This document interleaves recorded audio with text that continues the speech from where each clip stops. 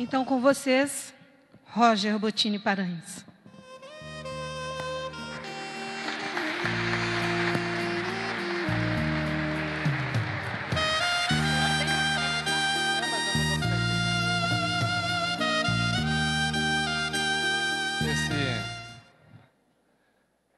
Boa noite a todos.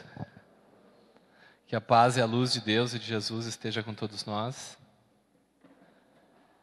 Eu acho que eu vou falar aqui de cima. Acho que fica melhor para todos me verem. E eu vou ver quem estiver dormindo também. E quem estiver dormindo, eu vou fazer uma pergunta. Eu estou brincando com vocês. Bom, pessoal, uma grande satisfação, uma grande alegria de estar aqui em Brasília mais uma vez. Nesse evento maravilhoso. Sempre em Brasília nós temos, né, uma grande presença de público.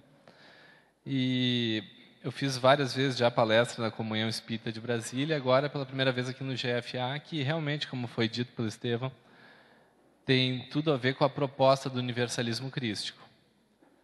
Algumas pessoas aqui que já assistiram uma palestra minha em outras oportunidades vão ver alguns pontos que nós vamos repassar novamente, porque para a gente chegar na ideia do universalismo crístico avançado, que é o último livro, a gente precisa repassar alguns pontos centrais do que é essa ideia, do que é essa busca. Antes eu vou aproveitar, já que parece que eu tenho tempo livre, né? Eu posso ficar até meia-noite falando aqui, eu acho que o pessoal... Estou brincando, pessoal, não vou massacrar vocês. Mas passar um pouco da ideia de como é que tudo isso surgiu, né? Que as pessoas perguntam muito, né? Até agora, quando vieram aqui me abraçar logo no início, como é que eu posso saber mais informações de tudo isso, né? No site www.universalismocrístico.com.br tem uma seção que é Roger Responde, onde eu respondo perguntas dos leitores. E lá tem mais de 200 perguntas respondidas nos últimos 4 anos de dúvidas dos leitores. Mas muitas vezes as pessoas não têm acesso e não sabem de como é que tudo isso começou. Até na entrevista que nós estávamos dando hoje de manhã na TV Supremo, foi perguntado sobre como é que surgiu toda essa conexão, todo esse trabalho com o grande espírito Hermes, né? E daí eu estava explicando para eles que isso foi uma coisa que naturalmente eu nessa encarnação já vim com a mediunidade muito desenvolvida. Então, quando eu era criança, eu ia dormir, me acordava de madrugada e eu tirava as cobertas da cama e meu espírito subia até o teto e eu saía andando pela casa, colocando a mão pelo teto, flutuando que nem uma aranha por cima do teto da casa, que nem Homem-Aranha, assim, né, do filme lá. E eu achava aquilo muito interessante e achava que toda criança fazia isso. Eu não achava que isso era uma qualidade especial minha. E talvez por eu ter vivido essa experiência na fase da infância, aquela fase em que a gente não se assusta com qualquer coisa, eu consegui desenvolver isso de uma forma bem ampla, porque geralmente todos nós temos uma experiência de projeção astral. Quando a gente acorda, o corpo fica meio paralisado, ou então a gente vê coisas meio assustadoras, e a gente causa um trauma inconsciente e bloqueia essa faculdade mediúnica. Daí a pessoa diz assim, eu tinha isso quando eu era mais novo, mas daí eu me assustei e nunca mais aconteceu. Porque realmente era um bloqueio e a pessoa não consegue mais realizar essa proeza tão fantástica que é de se projetar para fora do corpo em espírito e vivenciar a realidade do plano espiritual. O que aconteceu então? Isso foi se desenvolvendo cada vez mais e mais, eu comecei a ter visões mediúnicas, ver espíritos dentro da minha própria casa. E às vezes não eram espíritos muito amigáveis, né? Eram espíritos perturbados, tudo mais. Meus pais acharam que eu estava maluco, que era para botar no hospício. Mas, por sorte, assim, eu tive contato com a doutrina espírita, li os livros de Allan Kardec com 11, 12 anos. E daí eu comecei a entender como tudo aquilo funcionava. Até aqueles livros, para mim, pareciam que diziam coisas que eu já sabia, mas não me lembrava. E então eu fui desenvolvendo essa capacidade mediúnica. Comecei a parar de falar muitas coisas para meus pais para não assustar eles, né? E eu costumo dizer assim que a mediunidade é como um cavalo que precisa ser domado. Se a pessoa negligencia isso, não se interessa, aquele cavalo vai ficar dando tombos nela a vida toda. Agora, se ela vai lá, estuda e desenvolve, ela vai andar a cavalo e os outros vão andar a pé. Nós vamos estar milhas à frente no nosso desenvolvimento espiritual e humano e só teremos a ganhar com tudo isso. Então, o compromisso espiritual, o estudo, a busca da consciência é algo fundamental para que a gente se liberte, evolua e se desenvolva, né? A frase de Jesus que eu mais admiro é aquela que diz: conheça a verdade e a verdade te libertará.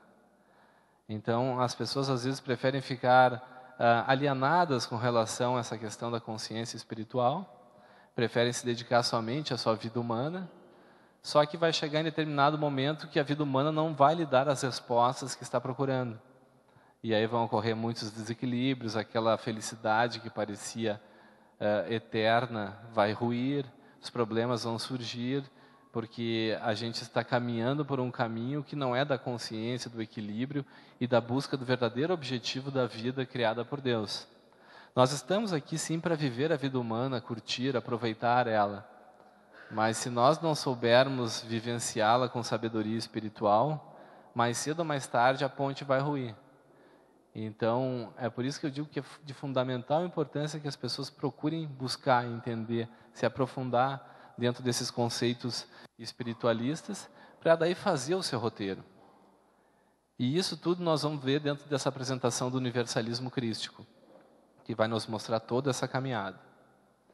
Então, quando eu cheguei lá pelos 18 anos de idade, depois de muito estudar e desenvolver espiritualidade, surgiu na minha vida, então, a presença desse grande mentor espiritual, que é o Hermes, que orientou todos os nossos 10 livros até agora e que é o mentor espiritual do projeto Universalismo Crístico na Terra. Como naquela época ainda não tinha a minha consciência desenvolvida ao nível que hoje nós estamos chegando, ele teve que fazer um degrau que nos leva da velha consciência até a nova consciência. Não só para mim, mas para todos nós, né? Porque nós estávamos inseridos dentro daquele conceito das religiões do passado, e essa visão de espiritualidade, de busca de espiritualidade independente das crenças religiosas, era algo que precisava ser amadurecido ainda em nossa humanidade. E ainda muitas pessoas não estão preparadas para isso. Não é o caso aqui de Brasília, região, né, que essa região do Planalto Central, parece que a força dos cristais e das pessoas que estão aqui transforma consciências, né? Vocês às vezes não têm ideia de como o mundo lá fora, ou seja, fora dessa região, está atrasado. Aqui na região do Planalto Central, existem muitas pessoas já com a mente avançada, com a consciência espiritual avançada. Mas no resto do país a gente tem muito trabalho a fazer ainda. Principalmente lá no Rio Grande do Sul, onde eu moro. As pessoas ainda estão mais preocupadas com consumismo, com coisas materiais, interesses materiais, com vaidade, beleza. E os valores espirituais estão cada vez mais sendo colocados em segundo plano. Então a gente fez toda essa ponte que vai da velha consciência até a nova consciência, que seria o universalismo crístico. São 10 livros que vão levando o leitor gradualmente a descobrir, a despertar para uma nova consciência. A proposta dos livros não é doutrinar ninguém, não é dizer que tem que ser assim ou assado, mas sim preparar, despertar as pessoas para a sua própria busca interior. A verdadeira espiritualidade se constrói dentro de nós mesmos a partir da busca que desejamos fazer. Porque qual crença é a mais verdadeira, né? Qual religião está com a verdade? Qual é que está correta? Existe muita briga em cima disso, né? De qual é a religião verdadeira. A minha religião fala o que é certo, não a outra. E nós vamos ver no transcorrer dessa palestra que, na verdade, a verdade plena de Deus ainda está muito longe do nosso alcance. Nós não temos capacidade de compreender toda a mensagem divina, porque ainda somos espíritos em evolução. Estamos num estágio limitado, que vamos atingir novos avanços, mais novos avanços nos próximos séculos. E isso vai nos levar cada vez a uma consciência mais plena. As religiões elaboradas há 3.000 anos atrás, há 2.000 anos atrás, estavam certas, porque era aquilo que a humanidade tinha capacidade de absorver naquele momento. Mas nós precisamos evoluir. Tudo evolui. Por que a consciência espiritual, as religiões não podem evoluir? Por que elas têm que ficar estagnadas como uma verdade absoluta? Essa palestra, então, nós vamos definir em uns módulos principais. E alguns talvez vocês já estejam até um pouco carecas de saber, né? Já que vocês aqui estão super avançados em termos de consciência espiritual. Nós vamos falar primeiro sobre transição planetária, depois sobre essa questão de crenças religiosas e suas épocas evolutivas, Depois nós vamos falar sobre o universalismo crístico básico e depois sobre o universalismo crístico avançado. Eu garanto a vocês que vai ser uma viagem bem interessante, que vocês vão poder aproveitar. Aqueles que já conhecem algo vão poder aprofundar ainda mais. E os que estão chegando primeiro nessa viagem vão ver que é uma coisa muito interessante de se tomar consciência. E vocês sabem que a quem muito for dado, muito será pedido.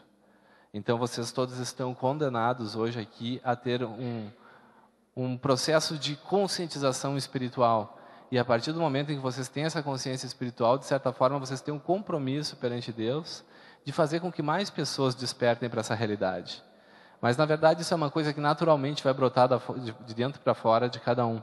Porque a partir do momento que a gente se liberta, o que a gente deseja? A gente deseja que os outros sejam livres também.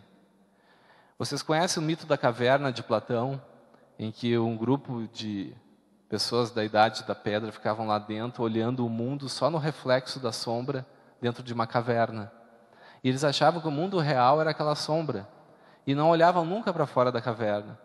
Até que um dia um deles percebeu que aquilo era um reflexo pálido da realidade que corria lá fora, os pássaros, as aves, os animais, a beleza da natureza, e os outros todos olhando para a sombra dentro da caverna. Nós vivemos assim. Nós vivemos olhando para a sombra do mundo real, que o mundo real é o espiritual. Algumas pessoas acham que o mundo espiritual é uma fumacinha, assim, que todo mundo fica andando, perambulando com umas roupas brancas, lá que nem umas almas penadas. Muito pelo contrário, o mundo espiritual é muito mais amplo e rico em todos os sentidos do que esse nosso mundo material e ainda imperfeito.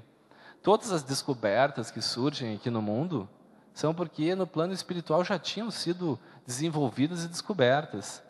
Os tablets, smartphones e tecnologias que a gente admira tanto, isso é coisa que no plano espiritual é já de muito tempo que se alcançou esses avanços. E então a espiritualidade, Deus, permite que espíritos desçam até a Terra, reencarnem e daí façam com que aquele conhecimento, aquele desenvolvimento chegue até nós. Bom, então eu vou pedir para a Georgia passar o primeiro slide. Para começar, a gente precisa ter uma ideia de dimensão, né? Às vezes a gente vive o nosso mundo limitado, a nossa vida humana, e a gente acha que tudo está completo aqui dentro desse limitado mundo físico em que vivemos. A gente olha esse Brasil imenso e acha que a gente vive num lugar imenso, gigantesco. Mas se nós formos olhar, a Terra é um pequeno grão de areia nesse grande universo em que nós vivemos. A nossa galáxia, Via Láctea, para a gente ir de uma espiral até a outra, leva 180 mil anos-luz para atravessar. Então vocês conseguem ter ideia da dimensão, da grandeza do universo, da vida criada por Deus? Existem bilhões e bilhões de estrelas como o nosso Sol e trilhões de planetas em todo o universo. Se nós fôssemos comparar, a Terra é um pequeno grão de areia no imenso litoral do universo criado por Deus. Então teria somente vida em nosso mundo? Obviamente que não. A Terra é apenas mais uma escola de evolução planetária.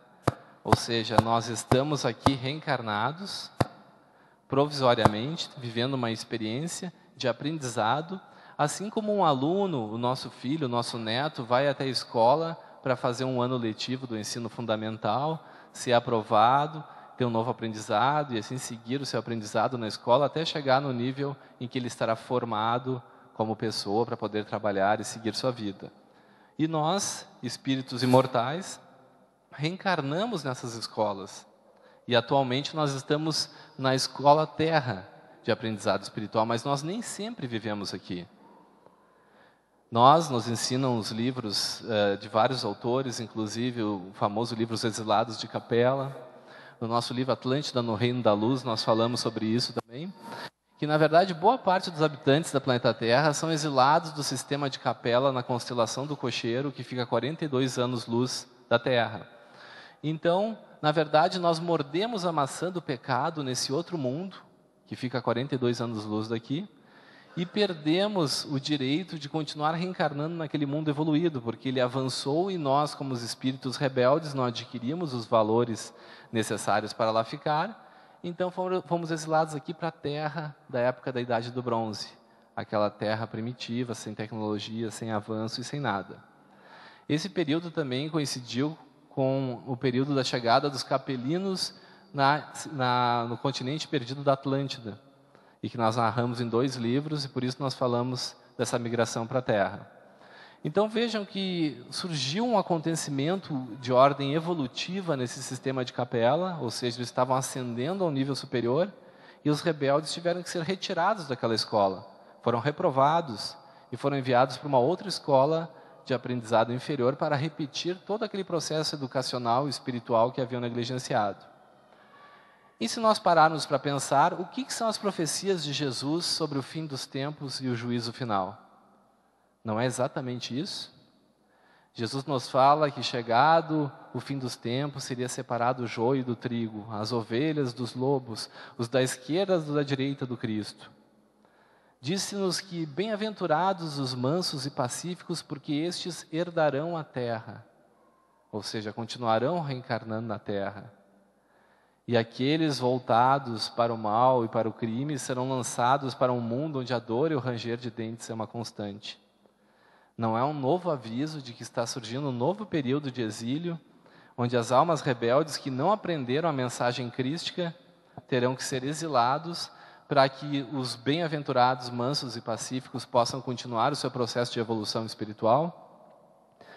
Cada vez mais nós vamos avançar em tecnologia, adquirindo controle sobre energias cada vez mais poderosas, e poderiam espíritos rebeldes e criminosos continuarem aqui nesse mundo dominando essas tecnologias? Deus, na sua sabedoria, faz esse processo de seleção, impedindo que esses espíritos voltem a reencarnar na Terra, exilando-os para esse outro mundo, e assim, então, permitir que a nossa humanidade evolua. Isso é que se chama de transição planetária. Nós estamos vivendo esse período em que está sendo feita essa seleção. Muitos espíritos rebeldes já nem reencarnam mais, e outros tantos estão tendo a sua última oportunidade, a sua última existência. Aí nós lembramos aquela mensagem de Jesus sobre os trabalhadores da última hora. Nós somos os trabalhadores da última hora. Talvez tenhamos tido várias e várias encarnações no passado e não nos emendamos. Não aprendemos a amar os semelhantes, a ter condutas de valores dignos. E estamos aqui mais uma vez tendo a tentativa de continuar, prosseguir evoluindo na Terra. E daí as pessoas perguntam, o mundo sempre foi mal, sempre teve crime, mas quem atinge esses valores do estágio de evolução atual em que vivemos, fica temporariamente sem reencarnar. Existem espíritos que estão no plano astral já com ingresso para a nova era e não reencarnam há um bom tempo, porque já foram aprovados. Quem é que volta toda hora para o mundo físico? Os repetentes, ou seja, aqueles que são mais voltados para o mal e para a criminalidade. Então, se nós nos esforçarmos a buscar adquirir esses valores espirituais, nós naturalmente seremos eleitos para prosseguir reencarnando na Terra da nova era.